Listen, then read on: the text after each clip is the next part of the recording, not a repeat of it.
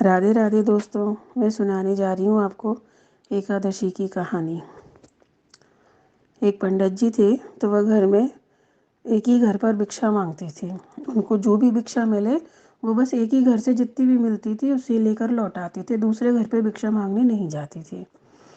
एक दिन उनको भिक्षा में कुछ नहीं मिला तो पंडितानी बड़बड़ाने लगी कि ऐसा ये नहीं है कि एक घर से भिक्षा नहीं मिली तो ला दूसरे घर चलूँ, अब बच्चों को क्या खिलाऊँ, वो तो भूखे रो रहे हैं। पंडित जी बोले आज एकादशी थी तो किसी ने भी मुझे अन्नदान नहीं दिया। पंडितानी बोली कि एकादशी व्रत तो तुम करो और बच्चे तो भूखे रो रहे हैं। ऐसे ही बड़बड़ाने लगी तो पंडित जी जाकर कुएं पे बैठ गए। वहाँ पे कुएं पे पनिहारे ने पानी भरने आई तो वह कहने लगी कि इस पंडित को यही जगह मिली थी तो यहाँ के बैठ गया है। इतने सुनकर वहाँ से पंडित जी उठे और नदी के किनारे जाकर बैठ गए।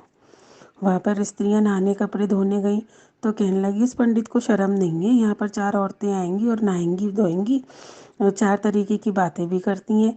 इतना सुनकर पंडित जी सोचने लगे कि घर पर जाता हूँ तो पंडितानी बड़बड़ाती है, इससे तो जंगल की तरफ चलता हूँ। उधर गया तो वो उधर पंडित जी जंगल की तरफ गए तो बीच में नारद जी मिल गए। पंडित जी से बोले कि पंडित जी आज जंगल की तरफ कैसे जा रहे हो।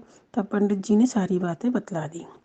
तब नारद जी ने एक तुलसी का पत्ता दिया और उस पर एकादशी लिख दिया और बोले इसको बेचकर घर का जो सामान आवे वह ले आना। पंडित जी ने सोचा चलो कोई खरीद लेगा तो आज का काम तो चल ही जाएगा। ऐसा सोचकर पंडित जी बाजार में गए और उधर आवाज़ लगाने लगे कोई एकादशी ले लो, एकादशी ले लो।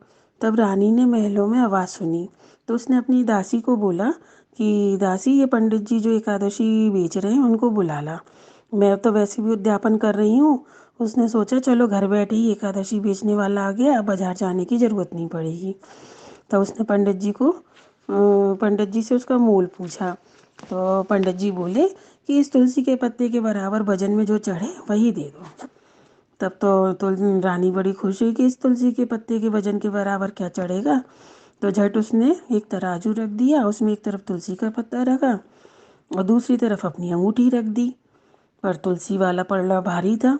धीरे धीरे ऐसा करते करते रानी का सारा सोना चांदी हीरा मोती सब कुछ चढ़ा दिया, फिर भी तुलसी वाला पल्ला नीचे नहीं आ रहा था। देखकर पंडित जी बोले रानी जी ऐसे तो सारा राजमहल खाली हो जाएगा। रानी बोली बात तो सही है पंडित जी, राजा भी मुझको डांटेंगे कि एक तुलसी के पत्ते में सारा धन लुटा दिया। तो पंडित जी बोले तुम्हें एकादशी की ज़रूरत है इसलिए तुम रख लो और मुझे थोड़ा सा कोई फल वगैरह दे दो। रानी ने सोचा पंडित तो संतोषी ब्राह्मण है, उसने तरबूजा रखा हुआ था, उसमें थोड़ा उसको चीर कर और हीरा मोती भरकर पंडित जी को दे दिया। पंडित जी को कुछ रुपए भी दे दिए। और जब पंडित जी अपने घर के लिए चले तो देखा दरवाजे पे पंडितानी बैठी थी और गुस्से में लाल हो रही थी कि अगर पंडित कुछ लाएगा कि नहीं लाएगा बच्चों के खाने के लिए। लेकिन पंडित जी के हाथ में पोटली देखकर उसने सोचा आज तो खूब मिल गया, तो आज बच्चों का तो पेट भर ही जाएगा। तो पंडित जी बोले बच्चों को ये तरबूज चीर कर खिला देना, तब तक मैं बाज़ार से सामान ले आता हूँ। पंडितानी ने अंदर जाकर तरबूजा चीरा तो उसमें खूब हीरा मोती जवाहरात निकले। पंडितानी बोली बुलाओ पंडित जी को, इसमें तो खूब हीरे मोती जवाहरात निकले, भिक्षा लाने की कोई ज़रूरत नहीं है। तब पंडित जी आए, उन्होंने उसको पंडितानी को सारी बात बताई। यह सब एकादशी की कृपा से हुआ है। एकादशी मैया जैसे उनको दिया वैसे सबको को दिया, वैसे सब